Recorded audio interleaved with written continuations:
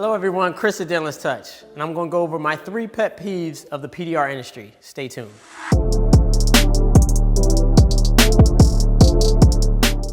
This video is not intended to give a negative view on our industry, but it's just my views as a business owner and technician. So let's get into it. The customer's understanding and knowledge of what we do.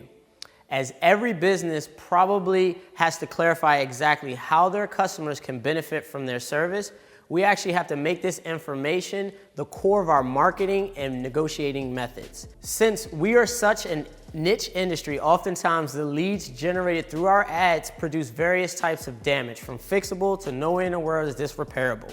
This is because most of the time we're categorized as a collision repair shop. I've found being prepared to articulate what our service can provide for our customers relatively quickly to add value to both parties.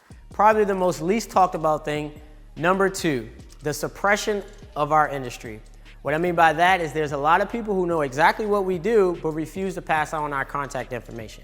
Many body shops and dealerships would just say, we can get it fixed for you, then try to price our work and ultimately call us to get the repair done, which leaves the customers completely out of the loop of who worked on their vehicle. I just had a customer come in recently to receive our quote, and the body shop quoted him $2,200, which is perfectly fine, but the damage is 100% repairable with PDR. And I know they know this because I personally did work for them in the past. Now, playing devil's advocate, I understand why they may feel inclined to facilitate the transaction between us and their customers, because they feel as though we cannot give the same level of professionalism that they would. As most techs are solo and are not as large of an establishment as they are, they naturally found the need to get themselves involved. But every year I see a change for the better. More and more small business are using tools that help. 12 years ago, it was extremely hard to do credit card transactions. I would often have to call the customer back when I got home to complete the sale. Now simply you can do it from your iPhone in a few minutes, which has closed the gap for small businesses. Last thing is the learning curve. This can be a good or bad thing, probably more good though, as it prevents the saturation of the industry, but also provides a scaling challenge and pretty much guarantees the long-term investment into your team. So be careful who you hire. So when you grow, you may need more technicians.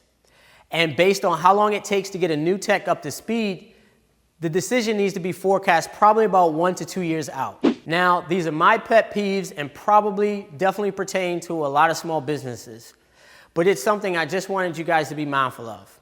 Again, thanks for watching. If you haven't already, hit the subscribe button. Don't forget to hit that thumbs up if you can, and I appreciate all the support. Peace.